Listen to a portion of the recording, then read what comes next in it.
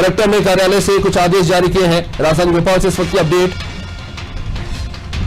अब एक और खास प्रावधान जारी किया गया है ऑक्सीजन सिलेंडर को लेकर। जिस तरह से किल्लत देखने को मिल रही है, ऐसे में फैसला लिया गया है कि ऑक्सीजन सिलेंडर ले जाने वाले, सप्लाई करने वाले वाहनों पर कोई प्रतिबंध नहीं रहेगा। नो एंट्री जोन में भी निर्बाध रूप से ये वाहन ले जा सकेंगे।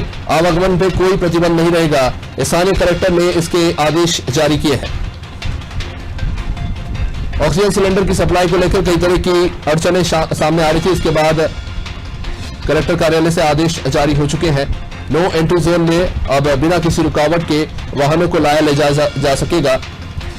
किसी भी तरह की कोई रोक टोक सिलेंडर सप्लाई को लेकर नहीं रहेगी।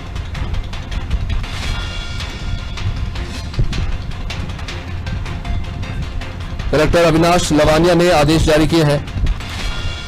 ऑक्सीजन सिलेंडर सप्लाई करने वाले वाहनों पर कोई प्रतिबंध नहीं लगाया जाएगा और निर्बाध रूप से वाहनों को लाया ले जा सकेगा। गौरतलब है कि ऑक्सीजन एक बहुत महत्वपूर्ण जरूरत होती है, खासतौर पर कोरोना संक्रमितों के लिए, और ऐसे में कई मामले निकलकर सामने आए हैं जिसमें ऑक्सीजन न मिलने से मरीजों की जान चली गई है। इसी को मद्देनजर रखते हुए और इस मामले की गंभीरता को समझते हुए कलेक्टर कार्यालय आदेश जारी कर चुका है। ऑक्सीजन सिलेंडर सप्लाई करने वाले वाहनों पर कोई प्रतिबंध नहीं रहेगा।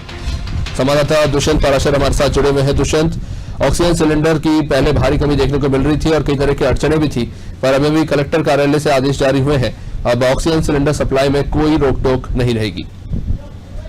हाँ जी बिल्कुल अभिषेक, देखिए एक बड़ा आदेश इसको कहा जा सकता है। जिस तरीके से लगातार कोरोना का फैलाव देखने को मिल रहा था और इस कोरोना काल में कहीं ना कहीं ऑक्सीजन की कमी भी कई अस्पतालों में, कई जगह जो कोविड सेंटर है उनमें हो रही थी, तो अब उसको निर्बाध रूप से जारी रखने के लिए जिला कलेक्टर कार्यालय से एक आदेश जारी किया गया है, जिसमें ये कहा गया है कि कर्फ्यू के, रात्रिकालीन कर्फ्यू हो चाहे सप्ताह अंत का कोरोना कर्फ्यू हो, इन सभी जगहों पर जो ऑक्सीजन के सिलेंडरों के परिवहन करने वाले वाहन हैं, उनका किसी भी प्रकार से कोई भी रोक टोक उनको नहीं की जाएगी। और जिस तरीके से उनको इसमें पूरे जो नो एंट्री जोन हो, चाहे तमाम सारी जो धाराएं हैं, उन सभी धाराओं से छूट दी गई है।